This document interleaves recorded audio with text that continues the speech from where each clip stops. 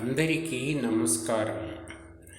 దయగల హృదయమే దేవాలయం అనే అంశాన్ని గురించి వివరించుకుందాం. వివరిస్తున్నవారు బాలసుబ్రహ్మణ్యం కలవలపల్లి.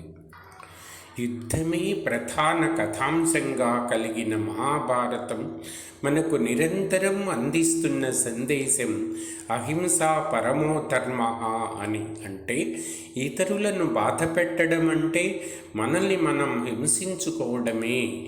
ఇతరుల పట్ల దయతో మెలగడం అంటే మనపై మనం దయను కలిగి ఉండటమే. నేను నాది అనుకోవడమే అజ్ఞానమని శ్రీరామకృష్ణుల వారి ఉపదేశం. ఈ సూక్తి అర్థమైన వ్యక్తి దేనిపైన మమత్వ భావాన్ని పెంచుకోకుండా తామరాకుపై నీటిబొట్టులాగా ఉండి సృష్టిలోని ఏ ప్రాణికి హాని తలపెట్టకుండా మసలుకుంటాడు. అలా దయతో కరిగిన హృదయం గల మనిషికి భగవంతుని ఉనికి స్పష్టంగా తెలుస్తుంది. అతడు కరుణారసపూరిత హృదయుడై సర్వదా లోక శ్రేయస్సుకై అహర్నిశలు శ్రమిస్తాడు.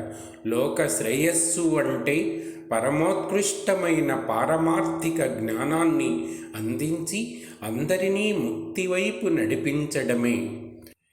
నేడు మనం సనాతన ధర్మం మిథ్య అని ఘోషించే భౌతిక మానసిక ఉనికిని పరిరక్షించుకోవడానికి సదా తాపత్రయపడుతున్నాం. ఆ ప్రయత్నంలో నిర్దయులుగా మారుతూ ఇతరులను కష్టపెడుతున్నాం. బేలూరు మఠాన్ని నిర్మించేటప్పుడు మందిర నిర్మాణంలో నిమగ్నమై ఎండలో చెమటోడుస్తూ పనిచేస్తున్న సంతాలులు అనే పనివారిని చూసి స్వామి వివేకానంద చలించిపోయారు.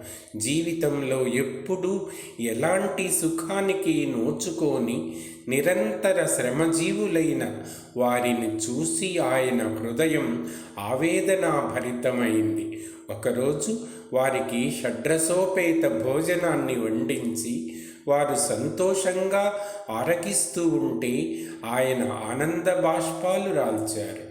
భగవంతుడు హృదయ కుహరంలో స్పష్టంగా వెలుగొందుతున్నాడు అనడానికి నిదర్శనం ఈ రకమైన అనుకంపయే. మరి నేటి యువత వివేకానందుని అనుసరించడం అంటే ఆయన లాంటి దయాహృదయాన్ని పెంపొందించుకొని చుట్టూ ఉన్న మనుష్యుల పట్ల కరుణతో మెలగడమే. అదే నిజమైన మాధవ సేవ, అదే అసలైన ఆధ్యాత్మికత. ధన్యవాదాలు.